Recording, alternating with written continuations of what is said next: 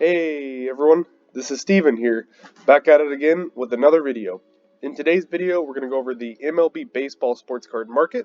But before we get into that, if you enjoy this type of content and would like to see more in the future, please feel free to hit the like button and also subscribe. So now that we got all of that out of the way, we can get into the actual video here. I did want to say that I hope everyone is having a great Saturday and weekend so far. We do have couple NFL games today, also tomorrow, and one on Monday, so I'm pretty excited about the NFL slate ahead of us for the wildcard games. Should be pretty exciting, some good football, hopefully. Another thing I want to mention before we get started is that my microphone actually ended up breaking right before this video, so I do apologize if the audio is a little shaky as I'm using my laptop's microphone. And then also, if I sound a little nasally, I still have the runny ronas, which is kind of changing the way that I sound in the short term, hopefully. So I do sound a little nasally. It's just kind of impacting the way I sound. So I do apologize in advance if the audio just sounds a little shaky for today's video. But I did want to get this video out. And the main goal and purpose of today's video is to talk about the MLB baseball sports card market. We are in the middle of the offseason with the season approaching. We currently are still in a lockout period with the owners and also the Players Association, currently unable to come up with an agreement as of right now, so we are still currently in a lockout period. I do think that if this lockout continues, it is going to affect the modern MLB baseball sports card market in the short term negatively, and again, this is just my opinion, but I did want to just touch on the MLB baseball sports card market as of right now to just kind of see how the market is looking in the middle of the offseason and also during this lockout period. And then for this video, about half of the players are going to be modern current players that are currently playing right now. And then the second half of the video, I am going to touch on some more vintage or older retired Hall of Fame players just to see how both card markets are currently trending. But I'm going to start off here with the more modern and current players, and I'm going to start off with Mike Trout. I have his 2011 Topps Update base rookie card, a very iconic rookie card of Mike Trout's. I have this in a PSA 10 and also a PSA 9, and for this video we're going to be looking at how these cards have done over the past month or so. And again, we're in the middle of the offseason right now with the season approaching, currently still in the lockout period. But over the past 30 days, the PSA 10 of this Mike Trout rookie card, the last sale was $2,900, which is a 7.4% increase over the past month, whereas his PSA 9 has actually outperformed the PSA 10 up about 22%, with the last sale at about $1,113. Again, an increase of 22.4%, so we are seeing some price increases in Mike Trout and his rookie cards over the past month. The next card and player I have here is Fernando Tatis Jr. I have his 2019 Topps Chrome base rookie card in a PSA 9. I also have his 2019 Topps Chrome Pink Refractor rookie card, and then also his 2019 Topps Chrome Refractor. All three of these rookie cards are going to be in PSA 9s. We'll start off here. It looks like the Pink Refractor, very limited sales over the past month. It looks like only 3 sales, but that's still up about 8.5% over the past month, with the last sale being $185. And again, that's for the Pink Refractor of Fernando Tatis Jr. Looks like his Topps Chrome Refractor in a PSA 9 is actually up about 27%, so a pretty big gain for the Refractor in a PSA 9. And then his Topps Chrome base is actually up about 23.5% over the past month. So we are seeing some pretty big increases for Fernando Tatis Jr. over the past 30 days or so in his rookie cards. The next player and card I have here is Ronny Cnchez Jr., another fan favorite. I have this 2018 Topps, and this is the short print variation with the bat down. As you can see, the image has the bat down in this follow-through swing there.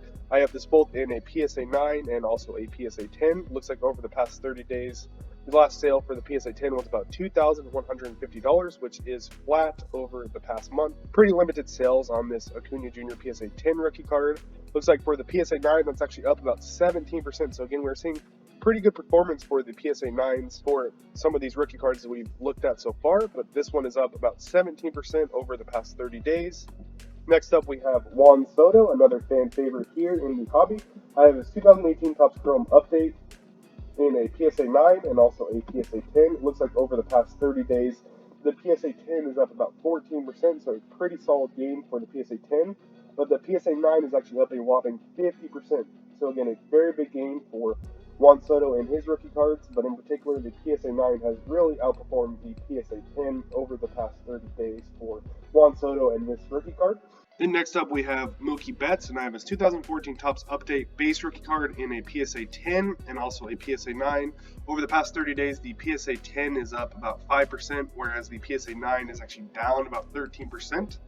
So we did just look at a pretty small sample size of some of the more modern and current baseball players throughout the league. And what it looks like, even though this is a very small sample size, it does look like we are starting to see some upward movements as we head into the season. A lot of these players and cards, their cards are either slightly up. Some of them have seen some pretty big increases, such as the Juan Soto PSA 9 Topps Chrome, 50% gain over the past month. But overall, it does look like we are starting to see some upward movements for some of the more modern and current players as we get closer to the MLB baseball season starting. Now I'm going to switch over and look at some retired Hall of Fame players and just get a quick look at to see how some of their cards have been trending over the past 30 days. And I'm going to start off with my personal favorite, but this is Ichiro Suzuki. I have his 2001 Topps base rookie card in a PSA 9, and I also have a 2001 Topps Chrome traded rookie card also in a PSA 9. And it looks like very limited sales for the Topps Chrome traded. That's up about 42% over the past month, but again, only 2 sales over the past month, so take this one with a grain of salt. But it looks like the Topps base rookie card in a PSA 9 is up about 1%, so pretty flat over the past 30 days for my boy Ichiro. Then next up, we're going to switch over to another one of my favorites, but this one is another fan favorite here, King Griffey Jr. I have his 1989 Bowman Tiffany rookie card in a PSA 9 with a population of 451. I have his 1989 Fleer Glossy base rookie card, also in a PSA 9 with a population of 611 in a PSA 9. And then I have his 1989 Topps Traded Tiffany rookie card, also in a PSA 9 with a PSA 9 population of 1,348. So all 3 of these cards are a lot more limited than the base set rookie cards. And over the past 30 days, it looks like the Bowman Tiffany is up about 22%, with the last sale being about $1,500, up about 22%. The Topps Traded Tiffany is up about 16%, whereas the Fleer Glossy, and I did find this one pretty interesting, the Fleer Glossy is down about 44% in a PSA 9. So the Bowman and also Topps Tiffany's both up pretty significantly, whereas the Fleer Glossy is down about 44% over the past 90 days. With the last sale being at about $315. That one really caught my eye, being down so much, while the other 2 are currently up. Next up, we're going to take a look at Ricky Henderson. I have his 1980 Topps base rookie card. I have this in a PSA 8 and also a PSA 7. Over the past 30 days, it looks like the PSA 8 is down about 6%, whereas the PSA 7 is down about 14.5%. We'll call it 15%. So we are seeing some decreases in Ricky Henderson in this particular rookie card over the past 30 days. Next up, we have George Brett and his iconic 1975 Topps base rookie card. This one is going to be in a PSA 8. Over the past 30 days, this card's actually up a whopping 72%, so a massive 72% gain for George Brett and this particular rookie card in a PSA 8, with the last sale being $825.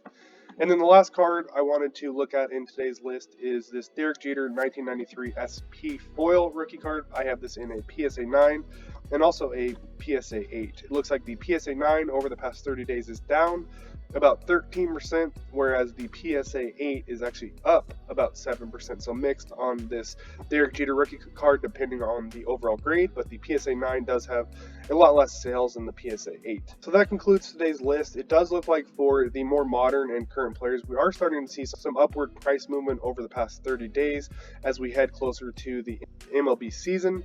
One thing I did want to mention, like I mentioned earlier, is that we are still currently in the lockout period. So I do think that if that continues to drag out and into the season, I do think in the short term, the current players could potentially see some price decreases in the short term if the lockout continues. Then the second half of the video, we touched on some vintage Hall of Fame players and their cards, and it does look like their cards for the most part are holding up as well, even though it was a pretty small sample size for both the current and older, more established Hall of Fame players.